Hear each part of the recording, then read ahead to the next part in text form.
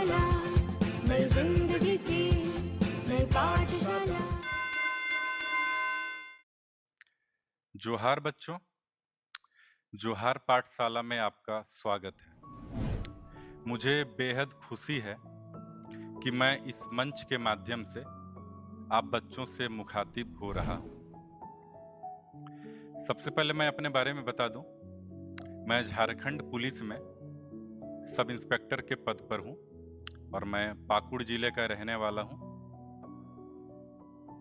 आपको देखकर अच्छा लग रहा होगा मुझे, और आपके मन में भी बहुत सारे अच्छे ख्याल आ रहे होंगे कि एक पुलिस ऑफिसर कैसे बनते हैं। आप किसी भी उम्र में हो सकते हैं, ये वीडियो किसी भी उम्र के बच्चे देख सकते हैं, वो चाहे टीनेजर हो या कोई और भी हो। एक बहुत अच्छी बात है कि आपको सपना देखना चाहिए और आप जरूर देखें। तो सबसे पहले मैं आपको बता दूं कि आपको सबसे पहले तो पढ़ाई मन लगाकर करनी होगी, बहुत ही मन लगाकर। तो सबसे पहले मैं एक संस्कृत के श्लोक से शुरू करता हूं। काक चेष्टा वको ध्यानम स्वान निंद्रा तथेव च अल्पहारी गृह त्यागी विद्यार्थी पंचलक्षणम। माने एक विद्यार्थी में, अगर हम कहें आसान भाषा में, 5 तरह के गुण होने चाहिए कि कौवे की तरह वो ध्यान लगा सके, वो बगुले की तरह होना चाहिए, कुत्ते की तरह उनकी नींद होनी चाहिए, अल्पाहार होना चाहिए और वो घर का त्याग करे। वो ये खैर पुरानी संस्कृत के ऐसे श्लोक में है। कुल मिलाकर आपको एक अच्छे विद्यार्थी की तरह पढ़ाई करनी है, क्योंकि ये बेहद जरूरी है। पढ़ाई का बहुत ही महत्व है। आप जहां भी हो, आप ग्रामीण क्षेत्र में हो, आप शहर में हो, आप कहीं भी हो, वक्त पर आपको पढ़ाई करनी है। और एक मैं श्लोक जो याद कर पाता हूं, जो मैंने बचपन में पढ़ी थी, प्रथमे नार्जिता विद्या, द्वितीय नार्जिता धनम, तृतीय नार्जिता मित्रम, चतुर्थे किम करिष्यति। अर्थात जीवन के प्रथम अध्याय में अगर आपने विद्या अर्जन नहीं किया, जीवन के दूसरे अध्याय में अगर आपने धन अर्जन नहीं किया, जीवन के तीसरे अध्याय में अगर आपने मित्र नहीं बनाया, तो आप जीवन के अंतिम अध्याय में क्या करेंगे। कुल मिलाकर मोटी मोटी यही बातें हैं कि आप जिस भी उम्र में है, आपकी उम्र जो आपको इजाजत दे आप वही करें। अगर आप बचपन में हैं तो अपने बचपन को जिए, खुलकर जिए, क्योंकि बचपन वापस नहीं आने वाला है। सबसे अच्छी बात है, और मैं मुद्दे से ज्यादा नहीं भटकूंगा, तो मैं कम वक्त लेता हूं और आपसे यही कहता हूं कि आप पुलिस ऑफिसर जो बनने का ख्वाब देख रहे हैं, मुझे बहुत अच्छा लग रहा है। सबसे पहले मैं आपको अग्रिम शुभकामनाएं देता हूं कि आप एक पुलिस ऑफिसर बनने का ख्वाब देख रहे हैं। खाकी जो वर्दी है, सचमुच एक आकर्षक वर्दी है। इसमें हम इतनी पहचान को धारण करते हैं, जैसे आप यहाँ देख रहे होंगे, कैप मैंने पहना हुआ हूँ, और जितने भी मैंने जो भी पहना हुआ है बहुत अच्छा लग रहा होगा देखकर। अब बेशक आप भी धारण करें, और आप पुलिस महकमे में आप किसी भी रैंक में आप जा सकते हैं, कई एग्जाम्स को आप दे सकते हैं। और सबसे अच्छी बात यहाँ पर यही है कि आपको इस तरह का मंच मिल रहा है कि आपसे ऑफिसर आके बात कर रहे हैं। मैं आपको बता देना चाहूंगा कि आप अगर +2 आप कर चुके हैं तो आप ग्रेजुएशन करें। इसके बाद आपको भटकना नहीं है। अगर आपका ख्वाब है हमको पुलिस ऑफिसर बनना है, तो आप पहले ही उसी दिशा में आप आगे बढ़ें। तो आपके लिए ये बेहद जरूरी है, आप उसी दिशा में आगे बढ़ें। चूंकि अभी हम देख रहे हैं, चूंकि मैं यहाँ काम कर रहा हूँ, तो युवाओं में काफी भटकाव हम देख पा रहे हैं। हमें बहुत दुख होता है। कल ही मैं न्यूज देख रहा था कि एक फिजिकली चैलेंज्ड है, एक दिव्यांग है, वो नशा कर रहे थे। रांची की न्यूज़ है, वो व्हाइटनर ले रहे थे, तो मुझे बहुत खराब लगा ये, चूंकि मैंने रांची में पढ़ाई की है, संत जेवियर कॉलेज रांची से मैं +2 किया हूँ। तो वैसा शहर जिससे मुझे बहुत लगाव है, मुझे सच में युवाओं से बहुत लगाव है। मैं युवाओं को आगे बढ़ते देखना चाहता हूँ, वो जितना आगे जाएं, मेरी उनको शुभकामनाएं हैं। लेकिन साथ में ये भी बता दूं, आपकी जो ऊर्जा है, जो आपकी ऊर्जा है, एक सही दिशा में जाए। सपोज मैं एक पाइप से पानी भेज रहा हूं ए पॉइंट से बी पॉइंट की तरफ, अगर पाइप में थोड़े थोड़े लीकेजेज अगर होंगे, जगह जगह छोटे छोटे लीकेजेज होंगे, तो कभी उस पाइप में ना तो प्रेशर बनेगा और ना ही जितना मैं इनपुट भेज रहा हूं ना उतना आउटपुट वहां जाएगा।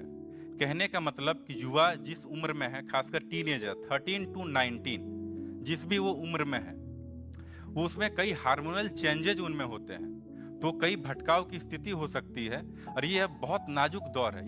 ऐसे में मैं कहूँगा, माँ बाप से भी अपील करूँगा कि बच्चों का आप ध्यान रखें, और जो बड़े भाई हैं वो कहेंगे अपने छोटे भाई का ध्यान रखें, और समाज में ऐसा माहौल बने, ऐसा परिवेश बने कि बच्चे सही दिशा में आगे बढ़े, ना वो नशा पान की तरफ मुड़े, ना हो गलत एक्टिविटी की तरफ बढ़े।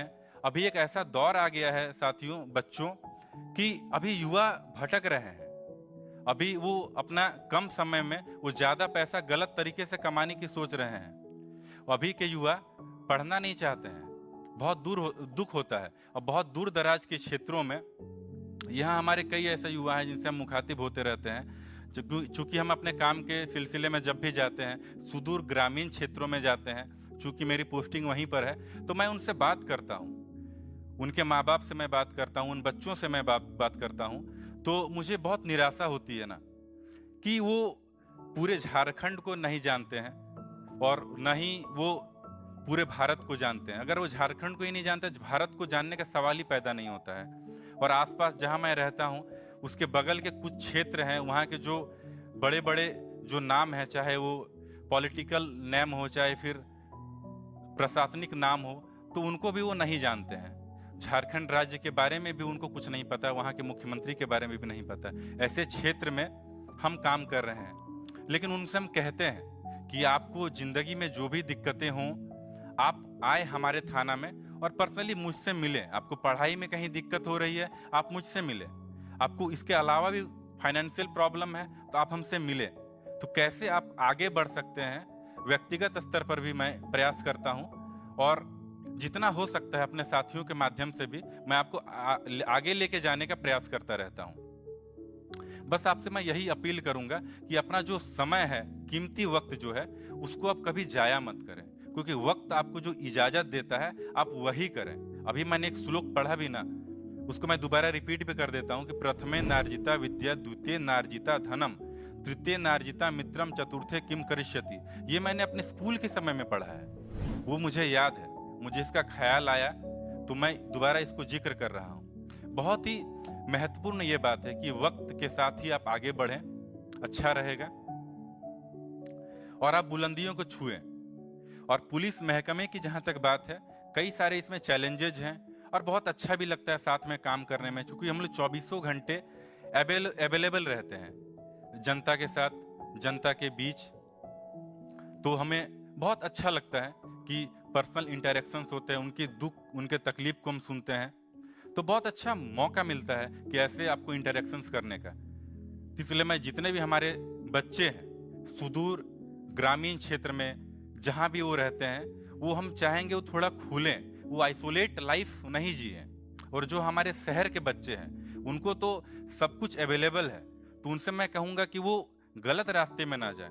शहर भटका देता है, नशा भटका देता है, ऐसी चीजें आपकी जिंदगी में ना आए, ऐसे लोगों को अपने साथी ना बनाए जो आपको गलत रास्ते पर लेकर जाए। पुलिस महकमे में आने के लिए एक अच्छा माइंड सेट, एक ऊर्जा होनी चाहिए, काम करने की ललक होनी चाहिए, और जिनको पब्लिक डीलिंग बहुत अच्छा लगता है कि लोगों के बीच रहें, उनकी समस्याओं को सुने, उनको जाने, उनके समस्या में हम हिस्सेदार बने, ऐसे लोगों को हम चाहेंगे आप आएं। और हम अपने युवाओं से कहेंगे आप जरूर आएं, अपना ज्यादा वक्त नहीं जाया करें, इधर उधर ज्यादा नहीं सोचें। अभी के समय में भटकाव बहुत ज्यादा है। अभी ग्लोबल वर्ल्ड जो है, इसको ग्लोबल विलेज हम कह सकते हैं, कि आपके मोबाइल पे आपकी ये दुनिया है, आपको इधर उधर नहीं सोचना है। आप तरीके से अपनी जिंदगी को आगे बढ़ते हुए जिए और इसको एंजॉय भी कीजिए, एक सही डायरेक्शन में आगे बढ़ें। और मैं यही कहना चाहूँगा कि आप जैसे ही ग्रेजुएशन पूरा करते हैं तो आप जैसे वैकेंसी भी जिस भी गवर्नमेंट की निकलती है, चाहे यूपीएससी निकलती है तो यूपीएससी को आप दीजिए, स्टेट पीसीएस निकलते हैं स्टेट पीसीएस को आप दीजिए।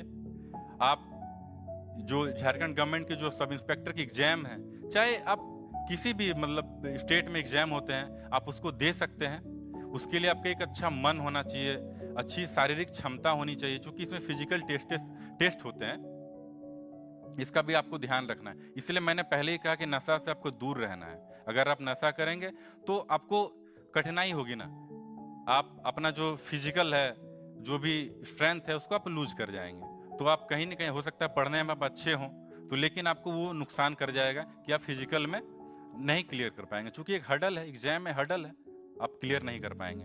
तो हम चाहेंगे कि आप अपना ध्यान जरूर रखें। अब हम सिलेबस की बात करते हैं कि सिलेबस किसी भी एग्जाम के लिए, पुलिस के अलावा और भी कई एग्जाम हैं, उसके लिए कितना महत्व रखता है।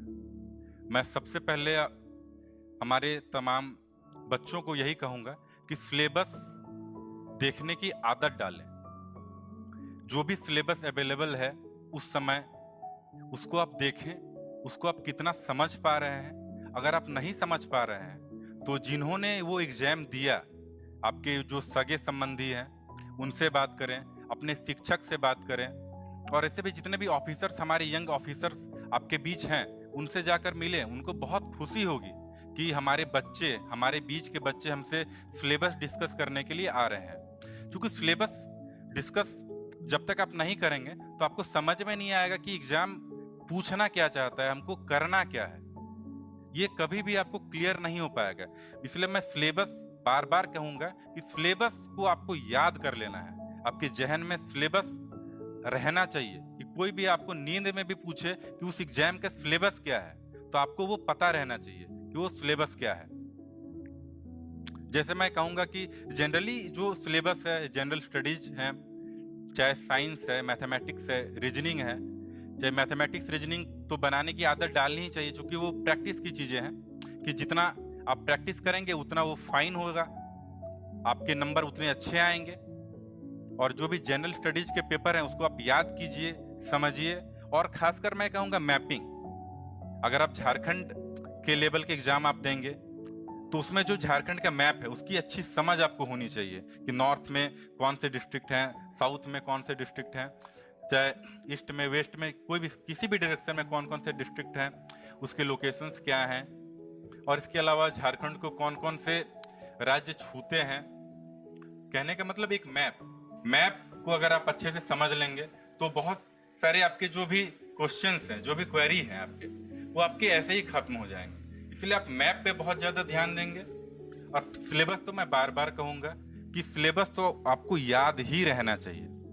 पुलिस में जो भी जिस तरह के एग्जाम, मैं इसके पहले भी कह चुका हूं कि स्टेट पीसीएस हो, सब इंस्पेक्टर लेवल के एग्जाम हो, चाहे यूपीएससी एग्जाम हो, आपको सिलेबस पता रहना चाहिए। और सिलेबस के अकॉर्डिंग आप अपने आप को देखिए कि आप कहां पर ठहरते हैं।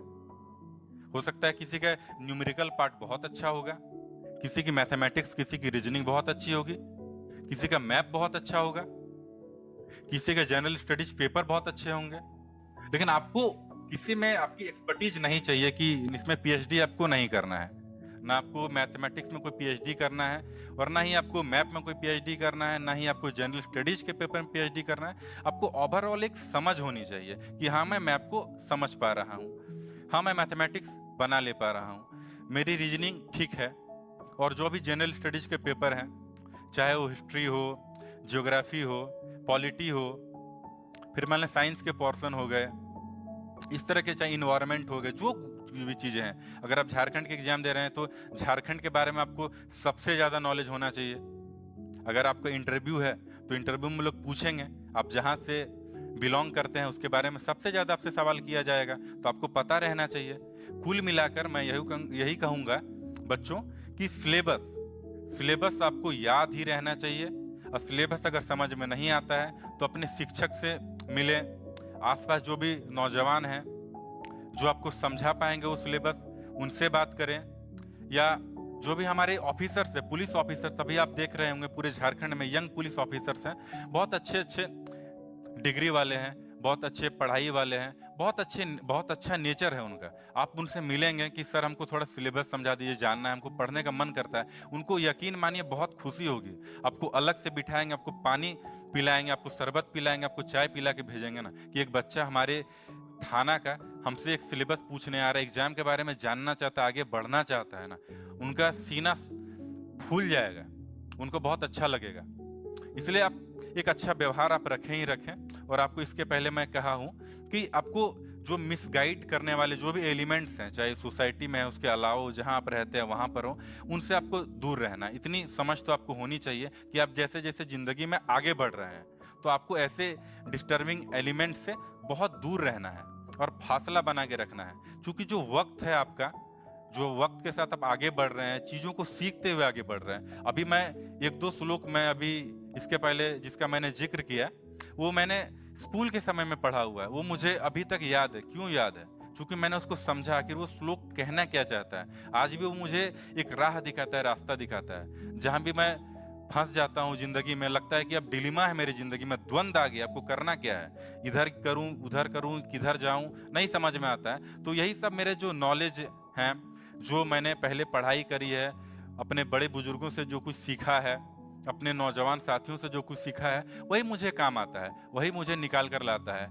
इसलिए आज मैं इतना कॉन्फिडेंट हूँ और बहुत खुशी भी हो रही है कि अपने बच्चों से मैं बात कर रहा हूँ, अपने नौजवान साथियों से मैं बात कर रहा हूँ, वो मुझे सुन रहे हैं। भले ये जो है वीडियो एक तरफा है, कन्वर्सेशन वन वे है, कोई बात नहीं, कभी भी मुलाकात हमसे होगी, मैंने अपना नाम परिचय सब कुछ बताया ही है, तो आप मुझे बेशक मिल सकते हैं।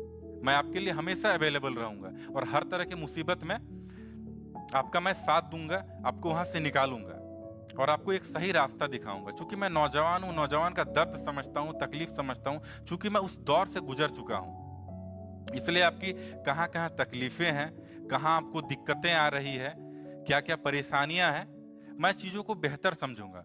और मेरा निजी मानना भी है कि मैं युवाओं से बेहतर संवाद मैं कर सकता हूँ, युवाओं को मैं समझ सकता हूँ, उसको सही रास्ते पर दिखा सकता हूँ। अभी मुझे जरूरत है और हमें भी बहुत जरूरत है ऐसे लोगों को जोड़ने का कि जो समाज को एक आईना दिखा सकें, सही रास्ता दिखा सकें। समाज जो भटक रहा है, गलत रास्ते में जा रहा है, उसको सही राह दिखाने का मुझे युवाओं से बहुत उम्मीद है, अपने बच्चों से बहुत उम्मीद है। मैं इस मंच के माध्यम से युवाओं से, तमाम बच्चों से ये उम्मीद करता हूं और ये अपील भी करता हूं कि आइए हमारा साथ दे, इस सरकार का साथ दें, सबका साथ दें और हम मिलकर समाज को, आपकी जिंदगी को एक बेहतर राह दिखाएं जो आपको अपने गोल अचीव करने में बहुत मदद करे। मैंने अभी सिलेबस पर बहुत ज्यादा जोर किया क्योंकि सिलेबस ऐसी चीज है कि आप कोई भी एग्जाम दे रहे, हर संडे कोई ना कोई एग्जाम आप देते रहते हैं। आप में बहुत भटकाव कि ये भी एग्जाम मैं दे दूं, वो भी एग्जाम मैं दे दूं, तो आपको ना इसका सिलेबस ढंग से पता है, ना उसका सिलेबस पता है, ना एसएससी का सिलेबस ढंग से पता है, ना सब इंस्पेक्टर का सिलेबस पता है, ना कोई भी क्लरिकल एग्जाम आप दे रहे हैं ना उनका सिलेबस पता है। एग्जाम्पल के तौर पर मैं कह रहा हूँ। तो उसमें आप क्या करेंगे, बहुत ज्यादा भटकाव महसूस करेंगे। इस संडे एक एग्जाम का एडमिट कार्ड आ गया, आप गए एग्जाम देकर आ गए, फिर नेक्स्ट संडे और एक एग्जाम आ गया, उसका एक एडमिट कार्ड लिए फिर चले गए एग्जाम देने के लिए। वैसे में चांसेस कम होते हैं कि आप एग्जाम क्वालिफाई कर पाए। इसलिए आप में क्लैरिटी बहुत ज्यादा जरूरी है कि आपको करना क्या है। आज मैं जो वीडियो शूट कर रहा हूं, चूंकि मैं पुलिस महकमे का एक ऑफिसर हूं और मैं आपको ये बता रहा हूं कि अगर आप दिलचस्पी रखते हैं खाकी वर्दी में, खाकी वर्दी के प्रति अगर आपको आकर्षण अच्छा लगता है, अगर आप सपना देखते हैं, तो मैं आपका साथ दूंगा। चाहे कैमरे में हो, कैमरे के बाहर हो, मैं आपका जरूर साथ दूंगा। इसलिए मैंने कहा कि क्लैरिटी बहुत जरूरी है। सिलेबस आपको पता रहना चाहिए, सिलेबस को आप याद कर ले और सिलेबस में जहां आपको लगता है कि चलो यार मेरी मैथमेटिक्स अच्छी है, तो उसको और फाइन कीजिए और अच्छी कीजिए। जितना ज्यादा नंबर आप ला सकते हैं उसमें, रीजनिंग अच्छी है तो उसको और अच्छी कीजिए, क्योंकि ये प्रैक्टिस की चीजें हैं। फिर मैंने कहा मैप तो आपको हमेशा हर सुबह थोड़ा थोड़ा देखते रहिए आप।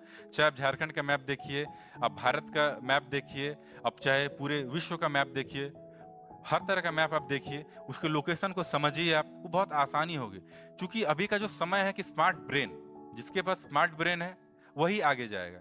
चीजों को मतलब बेतरतीब ढंग से याद नहीं करना है कि सुबह उठे और समझ में कुछ नहीं आ रहा है, बस मैंने याद कर लिया है कि नहीं कि झारखंड की राजधानी रांची है। अब झारखंड पता नहीं कहाँ पर है, झारखंड कोई राज्य है कि पता नहीं क्या है, हमको पता ही नहीं है, बस मैंने याद कर लिया कि झारखंड की राजधानी रांची है। तो पता रहना चाहिए झारखंड एक राज्य है।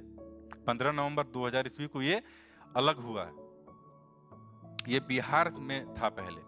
मैंने चीजें इस तरह से एक छोटा सा मैंने एग्जाम्पल दिया ताकि आपको क्लियर हो सके। मेरा एग्जाम्पल देने का सीधा सीधा यही मतलब है कि चीजें आपको समझ में आए, इसलिए मैं ऐसे मैंने लोकप्रिय एग्जाम्पल लेता हूं जो आपको बहुत ज्यादा समझ में आए, जो आपको क्लियर रखे।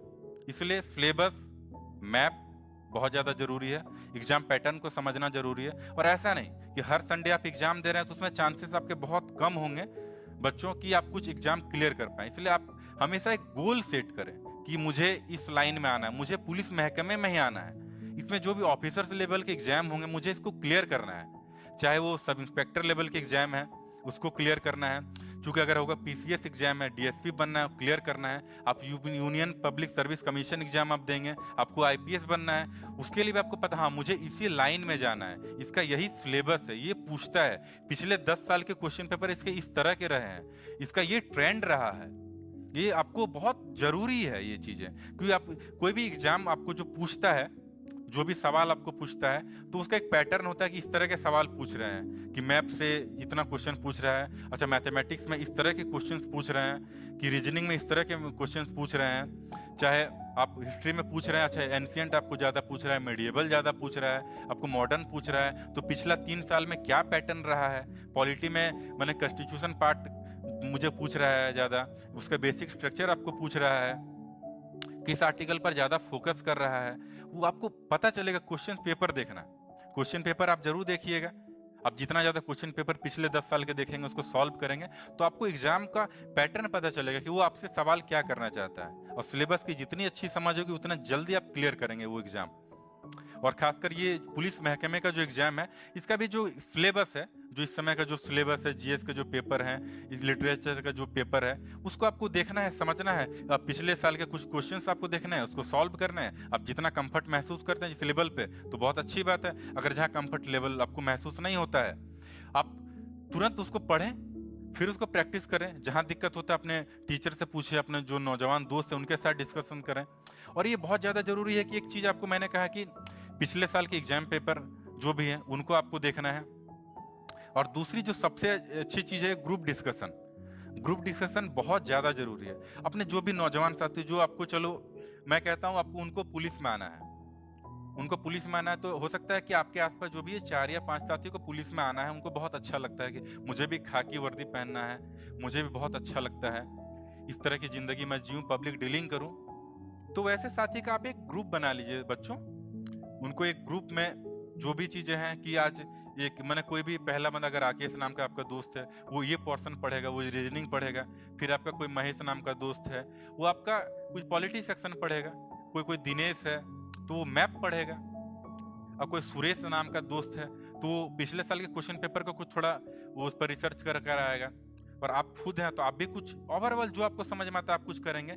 इस तरह कुल मिलाकर कहने का मतलब है बच्चों कि आप सिलेबस को समझकर पिछले साल के क्वेश्चन पेपर को आप हमेशा जरूर देखिए। अपने टेबल पर वो रहना चाहिए, मैप की अच्छी समझ होनी चाहिए। और जो भी पार्ट आपका बहुत अच्छा है उसमें आपको अच्छा रहना है। और आपको मैं बार बार कह रहा हूं, किसी भी पोर्शन पे आपको पीएचडी करने की कोई जरूरत नहीं है। एग्जाम आपको सिंपली क्लियर करना है। प्रीलिम्स में आपको प्रीलिम्स का मार्क्स ऐड नहीं होता है, तो प्रीलिम्स आपको क्लियर करना है, एक हर्डल है उसको क्रॉस करना है। उसमें आपको कोई टॉप नहीं करना है। आपको मेंस में जो भी है सिलेबस उसके हिसाब से जो भी जितने पेपर हैं, पेपर 1 है, पेपर 2, चाहे जितने भी आपके सिलेबस हैं जिस भी एग्जाम में, चाहे पीसीएस हो, चाहे यूनियन पब्लिक सर्विस कमीशन के एग्जाम हो, चाहे स्टेट लेवल के सब इंस्पेक्टर के एग्जाम हो, चाहे और जितने भी एग्जाम हो बच्चों, तो उसमें आपको बस यही करना है कि सिलेबस के हिसाब से चलना है।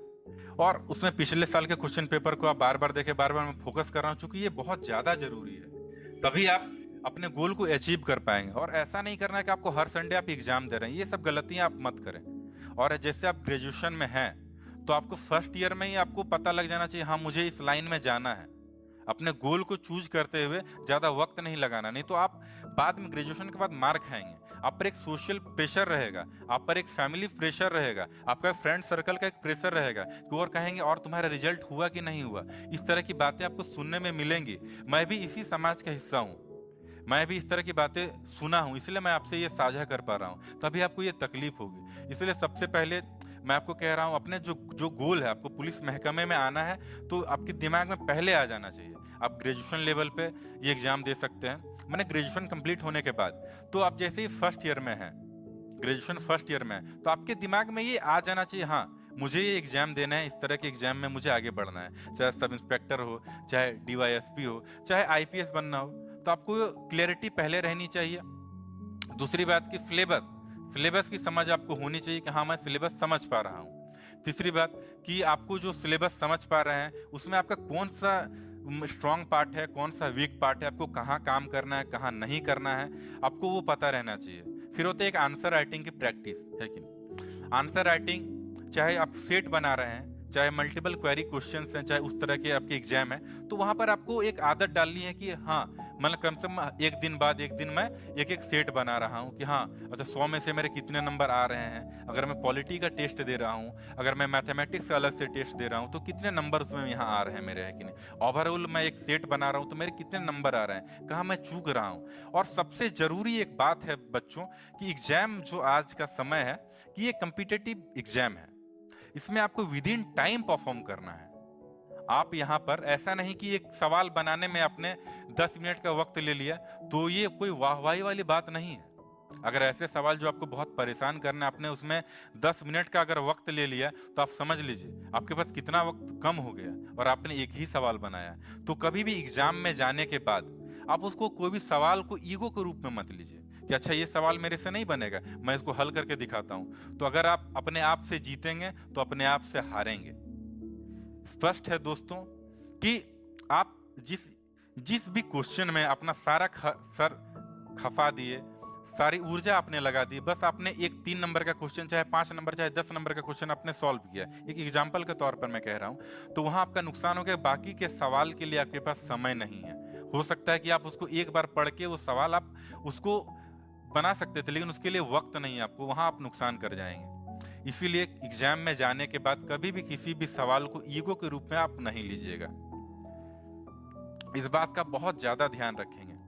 और आपको विद इन टाइम परफॉर्म करना है। अगर 2 घंटे का वक्त है तो 2 घंटे में माने आप कितना अच्छा कर पा रहे हैं, उसी में से आपकी मेरिट बनेगी। अगर आप प्रीलिम्स दे रहे हो तो प्रीलिम्स क्वालिफाई करेंगे, अगर आप मेंस दे रहे हो तो आपकी मेरिट बनेगी। इस तरह की चीजें हैं।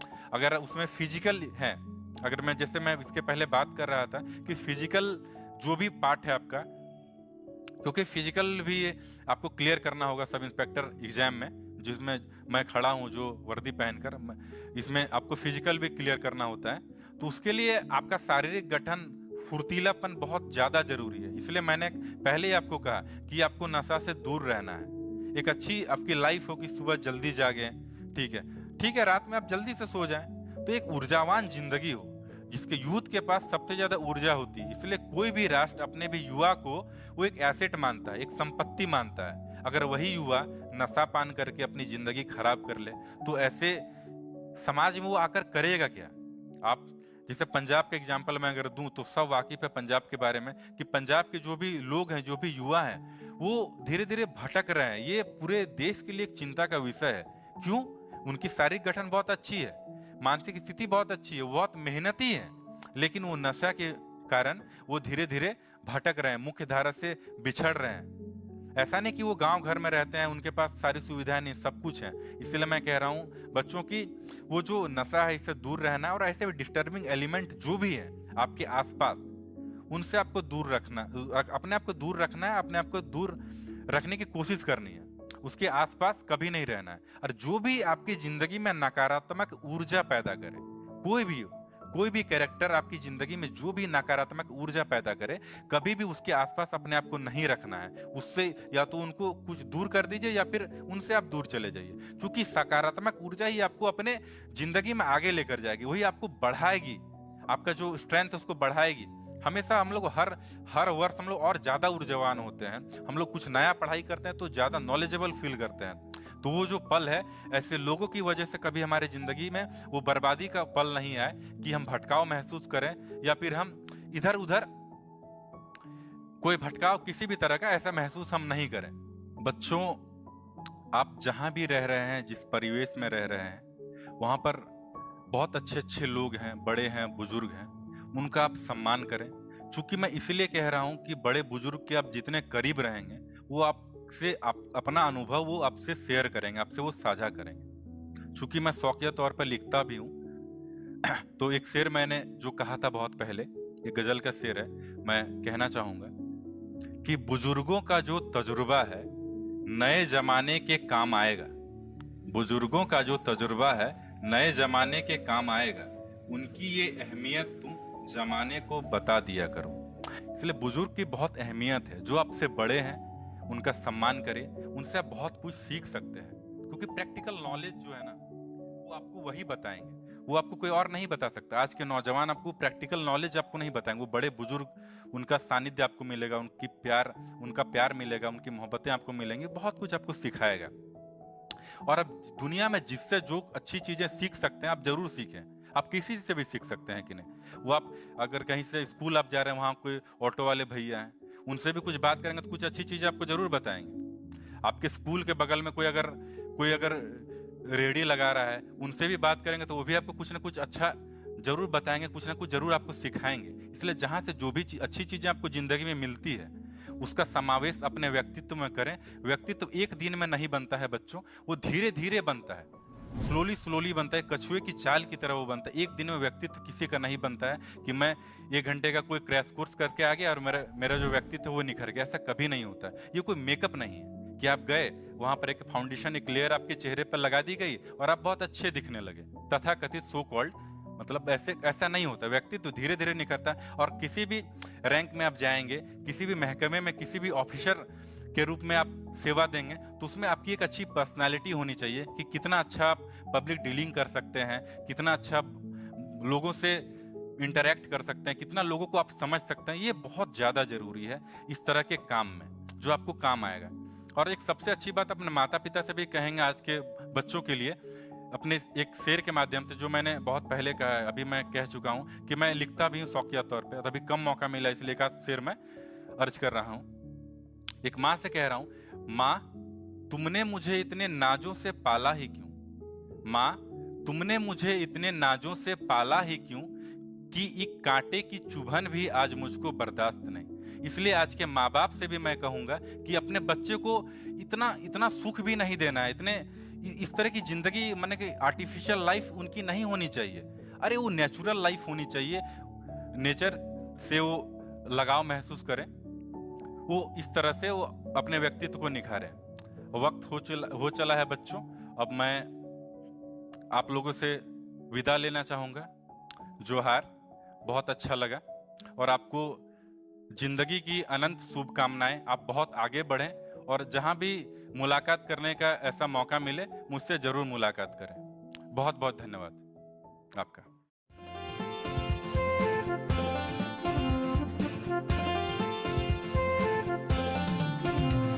नई जिंदगी की नई पाठशाला, नई जिंदगी की नई पाठशाला। जीने का तरीका सबका अब है बदलने वाला, जीने का तरीका सबका अब है बदलने वाला। नई जिंदगी की नई पाठशाला, नई जिंदगी की नई पाठशाला।